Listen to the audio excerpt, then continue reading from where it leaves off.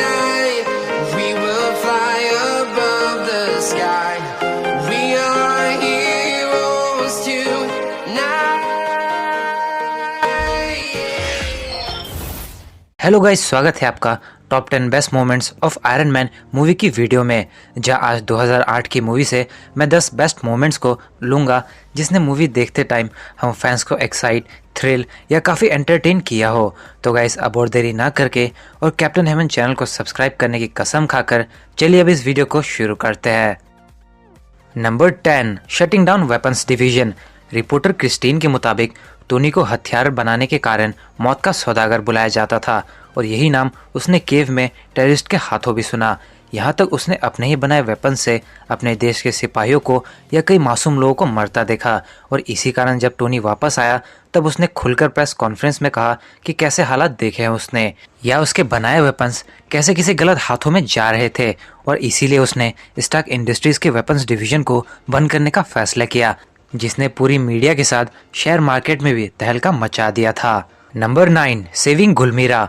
Tony के weapons division को बंद करने के बाद भी ओबडाया उसके नाक के नीचे लाइन क्रॉस करके अब भी हथियारों का कारोबार कर रहा था और जब क्रिस्टीन या फिर न्यूज़ के जरिए टोनी को पता चला कि किस तरह गुलमीरा जैसे एक गांव को हथियारों और आतंकियों के कारण कितना सहना पड़ रहा था, तब उसने बिना देरी किए अपने रिपल्सर्स चेक किए और फिर मार्क 3 सूट के साथ गुलमीरा निकल पड़ा, जहां अपने आयरन मैन के सामने ना ही टेररिस्ट के गन्स काम आए या फिर उनका बच्चों और औरतों पर निशाना करना। यहाँ तक कि एक को तो टोनी दीवार तोड़ते हुए बाहर खींच लाता है और पब्लिक के हवाले करता है पब्लिक धुलाई के लिए। वही जब टोनी को मिसाइल हिट करती है तब टोनी का दोबारा खड़ा होकर एक मिनी रॉकेट मिसाइल ब्लास्ट करना और इस धमाके के आगे कुछ इस तरह वॉक करके निकल जाना काफी कूल था। Number 8, paper with secret of Obadiah. Tony ने पेपर को ओबडाया के हथियारों के बेचे हुए छुपाए गए बिल्स, कॉन्ट्रैक्ट, खरीदार के डिटेल्स वगैरह वगैरह ऑफिस के फाइल्स में देखकर लाने को कहा, मगर जब पेपर वहां पहुंची और उसे वो फाइल्स मिले तब मानो पेपर के होश उड़ गए, जहां उसके सेलिंग बिल्स के साथ साथ वो वीडियोस भी थे जो एक प्रूफ थी कि ओबडाया ही टोनी को अफगानिस्तान में पकड़वाने का मास्टरमाइंड था या फिर उसे मरवाने की सुपारी देने वाला भी था। और इन्हीं सभी सीन्स ने इस मोमेंट को एक बड़ा शॉकिंग मोमेंट तक बना दिया था। लेकिन तब वहीं ओबडाया का आना और पेपर को पूछना कि अब तुम क्या करने वाली हो, उसने तो मानो पेपर के होश ही उड़ा दिए। या करीब आने पर पेपर का स्क्रीन सेवर ऑन करना या जाते वक्त कोल्सन को अपने साथ ले जाना मीटिंग के बहाने, ये काबिल तारीफ था। हमने अपॉइंटमेंट लिया था, कहीं आप भूल तो नहीं गई? नहीं, हम अभी बात करेंगे। Number 7, dummy to the rescue. Movie के शुरू में टोनी डम ई को दान कर देने की या उसके निकम्मेपन की या काम ना करने की बातों को कहकर उसकी लेते रहता था, मगर एट द एंड जब ओबडाया बेरहमी से टोनी को न्यूट्रलाइज करके उसके छाती से आग रिएक्टर को ले जाता है तब मानो टोनी की जान बस निकल ही जाती। यहाँ तक भले ही टोनी किसी तरह लिफ्ट से होते हुए अपने लैब में पहुंचा, मगर तब भी वो आग रिएक्टर को सही से पकड़ तक नहीं पाता। मगर तभी ये जिम्मेदारी डम ई ने अपने नाजुक कंधों पर ली और टोनी को वो रिएक्टर दिया और तब जाकर टोनी की जान में जान आई। लेकिन इस बार सुपर हीरो टोनी नहीं बल्कि उसे रेस्क्यू करने वाला डम ई था। Number 6, air force versus iron man. जहां आयरन मैन गुलमीरा से वापस आ रहा था वहीं एयरफोर्स के रडार पे आने के कारण फोर्सेस ने अपने 2 फाइटर प्लेन्स को भेजा। जहां भले ही ये F-22 प्लेन्स काफ़ी फास्ट थे मगर आयरन मैन सूट भी कोई कम नहीं। जहां टोनी के जरिए जार्विस को कहकर सुपरसोनिक मोड को एक्टिवेट कराते ही ये F-22 को काफ़ी पीछे छोड़ चुका था। वहीं रूडी का टोनी को कॉल करके पूछना और टोनी का फनी वे में कहना कि गाड़ी चला रहा हूँ या गाड़ी चलाकर जॉगिंग के लिए आया हूँ, ये लिटरली काफ़ी फनी था। बोलो प्लीज, ये कैसी आवाजें आ रही हैं? वो मैं छत खोलकर कार चला रहा हूँ। मैं घाटी में जॉगिंग कर रहा हूँ ना। मैंने सोचा तुम ड्राइविंग कर रहा था घाटी तक आने के लिए। या फिर टोनी का अपने सूट के साथ उस जेट के साथ कुछ यूं चिपकना, जितना स्मार्ट था उतना ही ये स्पिन। या यहाँ आयरन मैन की सूट का जेट के साथ कोलिजन और एक खरोच का ना आना बताता है कि टाइटेनियम का ये सूट कितना ड्यूरेबल है। वहीं जाते जाते टोनी का उस पैराशूट को खोलकर पायलट को रेस्क्यू करना बिल्कुल एक परफेक्ट सुपर हीरो का नमूना था। Number 5, party crash. अपने पार्टी पर ही ना पहुंचने की इम्पॉसिबिलिटी को भी पॉसिबल करके दिखाने के बाद तो स्टेन का चेहरा मानो टोनी को देख सूख चुका था और पार्टी में जितना मजा टोनी को आया उतना ही हम फैंस को। फिर चाहे वो ये ऑसम सीन हो जहां लेजेंड सर स्टैनली का ये कैमियो अपने टोनी स्टार्क के साथ, जहां स्टैनली एक से बड़ी एक आइटम के साथ घिरे हुए थे। साथ ही टोनी का कोल्सन को कहना कि मीटिंग की डेट फिक्स करने जा रहा हूँ, ये काफ़ी फनी था। प्लस टोनी और पेपर का डांस जो शाम को रंगीन बना दे, जिसके बाद ये होते होते रह गया वाला सीन। और एट द एंड क्रिस्टीन का टोनी को गुलमीरा में सप्लाईज का बताना या स्टेन की सच्चाई कि वही वो था जिसने टोनी पर केस करने के साथ उसे बाहर तक किया। उसने लिटरली मानो टोनी को ट्रिगर प्लस होश उड़ा दिए, जो बिल्कुल हक्का बक्का रह गया था। Number 4, first flight. टोनी ने अपने मार्क 1 वाले डिज़ाइन को इम्प्रूव किया और उस पर फ्लाइंग टेस्ट किए। पर जब यह सक्सेसफुल हुआ तो जितना टोनी एक्साइटेड हुआ उतना ही मूवी देख रहे हम फैंस, क्योंकि भले ही मार्क 1 टोनी को एक डिस्टेंस तक फ्लाई करवा पाया मगर वो परफेक्ट नहीं था, लेकिन मार्क 2 एकदम परफेक्टली फ्लाइंग केपेबल था।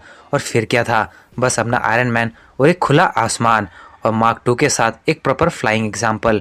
वेल वहीं झूले में आइसक्रीम खाते हुए बच्चे की आइसक्रीम जितना देखने लायक था उतना ही मज़ेदार उसके सूट के साथ ऊंचा फ्लाई करना, जहां टोनी को ये भी पता चला कि उसका सूट हाई एल्टीट्यूड्स पर बर्फ़ जमा लेता है। वेल टोनी का अपना घर पहुंचना और अपनी आलीशान गाड़ियों को तबाह कर जितना मेरी तरह साइकिल वालों का दिल दुखा था, मगर डम ई का फायर एक्सटिंग्विशर सारे दर्द मिटा देता है। Number 3, defeating Obadiah. यहाँ आयरन मैन के पास उसका मार्क 3 तो था, लेकिन उसका रिएक्टर मार्क 1 का ही था, जिस कारण स्टेन के पास अपर हैंड था।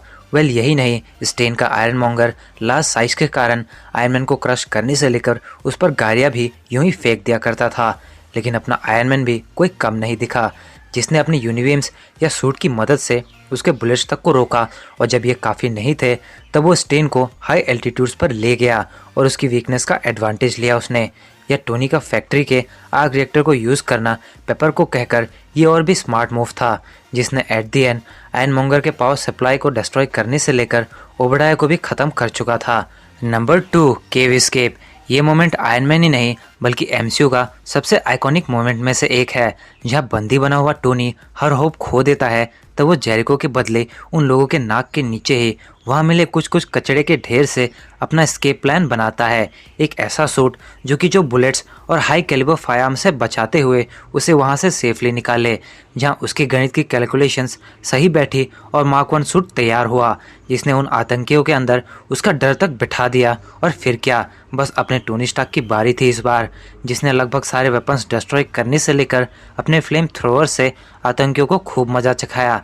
या वही इनसीन का सेक्रीफाइस टोनी के लिए जितना इमोशनल था उतना ही टोनी का फ्लाई करते हुए वहाँ से निकलकर दूर रेगिस्तान में गिरना, जहाँ कुछ घंटों में उसे रेस्क्यू टीम जिसमें अपना एक्स रोडी भी था वो उसे मिल जाते हैं और अपना टोनी बच जाता है। Number 1, I am Iron man.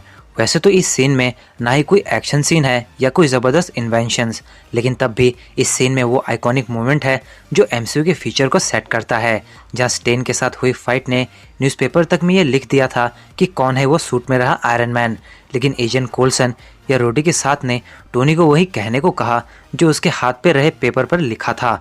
मगर अपना टोनी भी टोनी है, जो पहले तो कुछ लाइनें बोलता है लेकिन फिर कुछ सवालों के बाद सच कह देता है कि आई एम आयरन मैन, जो लिटरली बहुत ढांसू था, जिसने सारे प्रेस के बीच में मानो कोई तहलका मचा दिया हो। और आखिर ऐसा हो भी क्यों ना, जहां मोस्टली सुपर हीरो अपनी आइडेंटिटी नहीं बताते, वहीं टोनी स्टार्क खुलकर ये कह देता है आई एम आयरन मैन। वहीं उसके बाद निक फ्यूरी का टोनी के पास आना और एवेंजर्स इनिशिएटिव की बात करना पोस्ट क्रेडिट में लिटरली मूवी की एंडिंग को बहुत एक्साइटिंग और ऑसम बनाता है। मैं ही आयरन मैन। तो गाइस ये थी video top 10 best iron man 1 movie की मोमेंट्स की, जिसमें ज़्यादातर टोनी का ही जिक्र है, और हो भी क्यों ना, आखिर ये एक ओरिजिन मूवी प्लस एमसीयू के फ्यूचर को सेट करने वाली जो थी।